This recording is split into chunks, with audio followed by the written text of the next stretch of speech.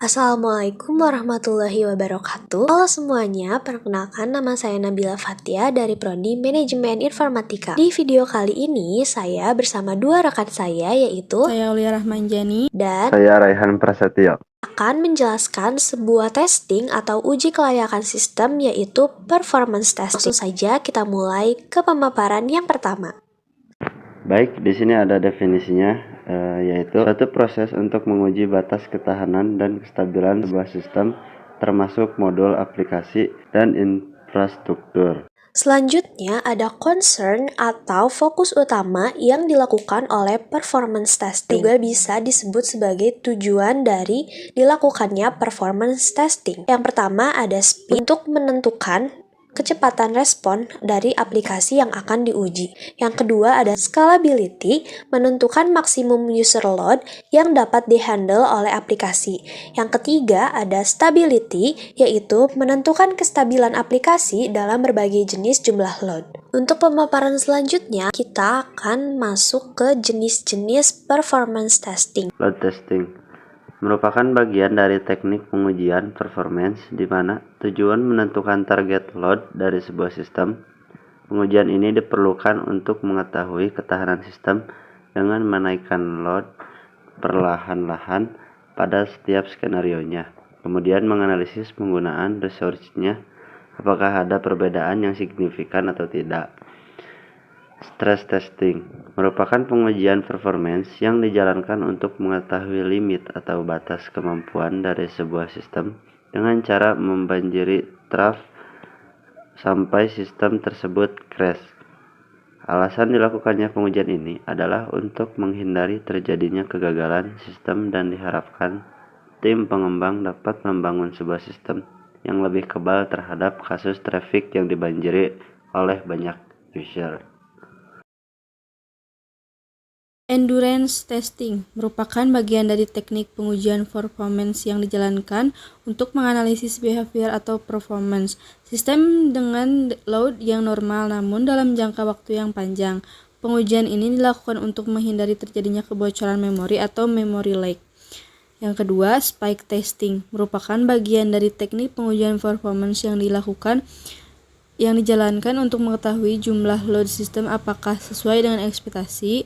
Spike dan load testing memiliki tujuan yang sama.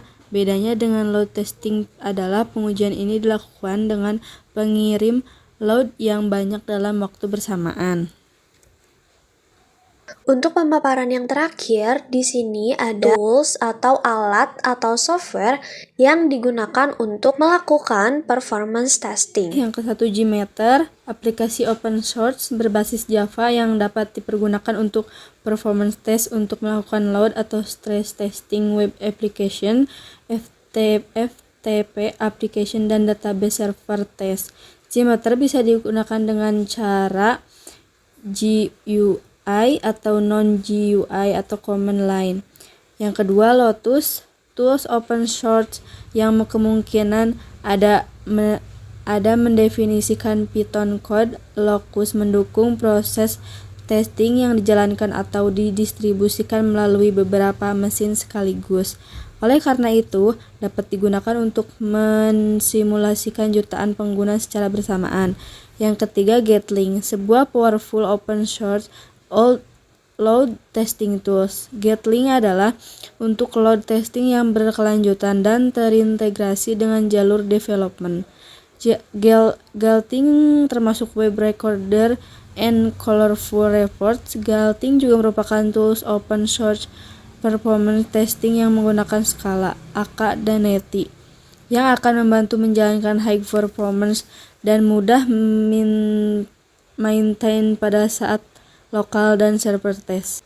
Yang selanjutnya ada HTTPert, salah satu tools yang digunakan untuk mengukur kinerja sebuah web server. HTTPert juga menyediakan fasilitas yang fleksibel untuk menggunakan berbagai HTTP workloads untuk mengukur kinerja server. Tiga hal yang membedakan HTTPert dengan tools lain adalah ketangguhannya yang mencangkup kemampuan untuk menghasilkan dan mempertahankan overload server. Support HTTP _1 NSL SSL Protocols dan Extensibility pada workload baru. Baik teman-teman, itu tadi penjelasan mengenai performance testing. Untuk selanjutnya, kita akan mencoba menguji sistem menggunakan salah satu teknik pengujian performance testing, yaitu load testing menggunakan Gmeter. Teman-teman, untuk melakukan pengujian ini, tentunya kita harus menginstal Gmeter untuk software pengujinya. Tapi sebelum itu, teman-teman harus memastikan terlebih dahulu apakah Java 8 sudah terinstall. Jika belum, teman-teman harus mendownload lalu menginstalnya terlebih dahulu. Nah, cara memastikan Java sudah terpasang atau belum, bisa teman-teman lihat di kontrol panel seperti yang ditunjukkan di dalam video.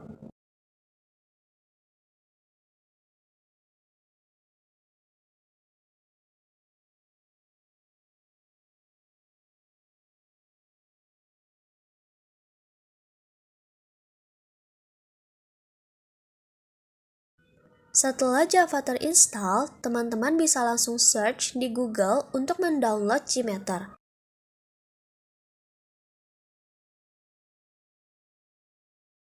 Setelah itu, kita buka file yang telah di-download dan cari bin.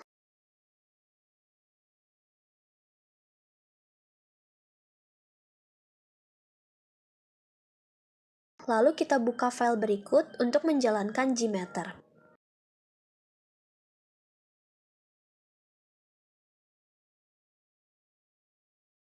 Nah, ini merupakan tampilan awal dari Gmeter. Selanjutnya, kita akan melakukan proses load pada website stcom Maksum. Pertama, kita klik kanan di test plan, kemudian add, kemudian kita klik user, lalu treat group. Nah, di sini pertama kita akan menentukan jumlah user virtual yang mengakses website stcom. Kita masukkan 5. Kemudian, kita ingin mengetahui berapa lama user virtual tersebut dalam mengakses website. Di sini saya memasukkan 1. Kemudian yang terakhir, berapa kali looping user virtual yang mengakses website stcom. Di sini saya menggunakan 1 lagi. Selanjutnya, kita klik kanan di sini, lalu klik sampler, dan kita pilih HTTP request. Nah, di sini kita masukkan halaman atau link dari website yang akan kita uji.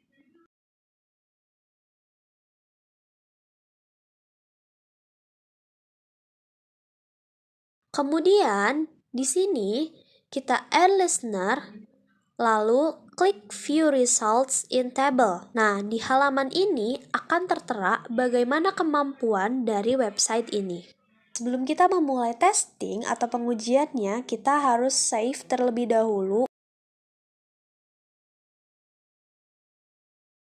Selanjutnya kita run.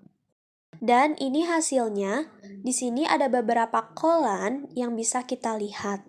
Yang pertama ada sampel, di mana sampel ini adalah jumlah respon dari website. Kemudian di sini ada start time, di mana saat pengiriman paket yang dilakukan oleh virtual user terjadi. Kemudian untuk treat name-nya, ini merupakan nama dari tiap user yang merupakan akses website stcom. Selanjutnya untuk label, ini merupakan jenis yang dilakukan dalam hal ini atau pengujian ini, yaitu HTTP request. Kemudian sample time, ini merupakan waktu yang dibutuhkan website untuk mengirim sebuah data dikirim dari komputer ke dalam website, lalu dari website merespon dan mengirim data ke user. Selanjutnya ada status. Nah, di status ini apabila berwarna hijau berbentuk checklist, ini berarti proses testing berhasil. Lalu yang terakhir ada latensi, di mana respon dari user diterima oleh web server yang kemudian diolah dan dikirim.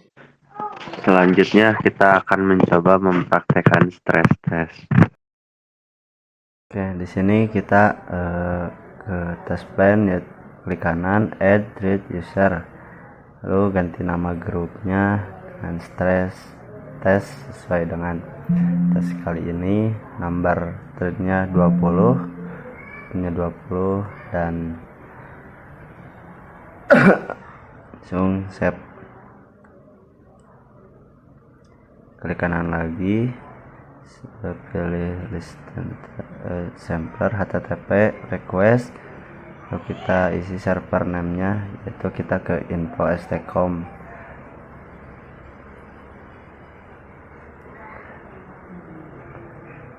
Masukkan, lalu kita add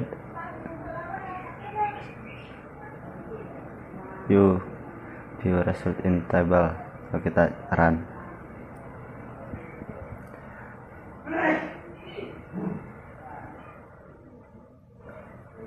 Nah, di sini muncul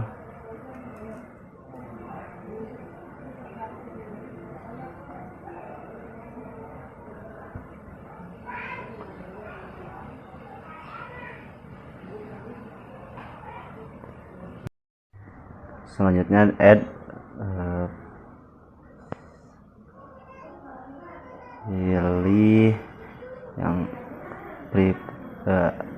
respon assertion, lalu respon assertionnya, lalu kita masukkan 200. Oke, nah muncul di sini terlihat persamaan bagaimana cara menguji sistem menggunakan load test dan stress test. Akan tetapi perbedaan utamanya adalah stress test dapat membantu memahami batas kapasitas sistem menggunakan beban di luar batas maksimum yang diharapkan. Selanjutnya, kita akan mencoba pengujian spike test pada JMeter. Dapat dilihat di sini test plan dengan nama stcom. Kemudian ditambahkan grep report.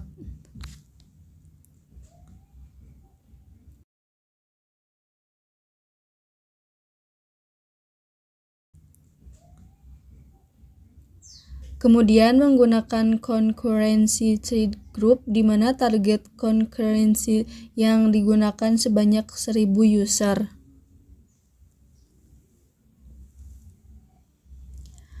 Kemudian RAM up time-nya 0. RAM up steps count-nya 0. Dan hold target read time-nya sebanyak 10 menit.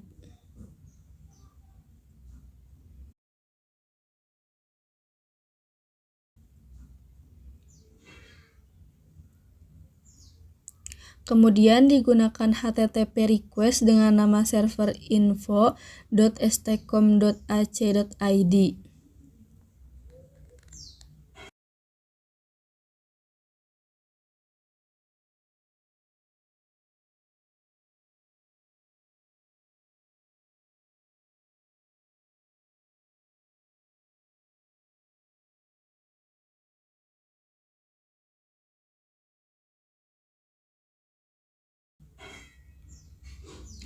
Kemudian untuk mengetesnya kita dapat klik run.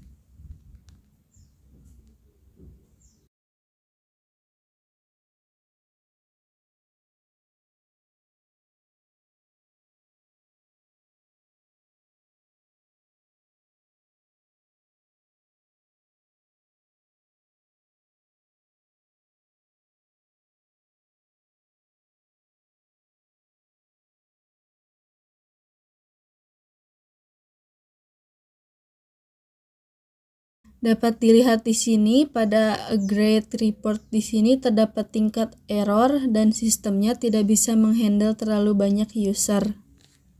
Nah, teman-teman, kesimpulannya adalah JMeter dapat menjadi alat untuk menentukan bagaimana pengaturan server aplikasi web Anda harus ditingkatkan. Teman-teman, mungkin cukup sekian yang dapat kami sampaikan. Semoga materi maupun langkah-langkah yang telah diberikan dapat dengan mudah dimengerti. Terima kasih. Wassalamualaikum warahmatullahi wabarakatuh.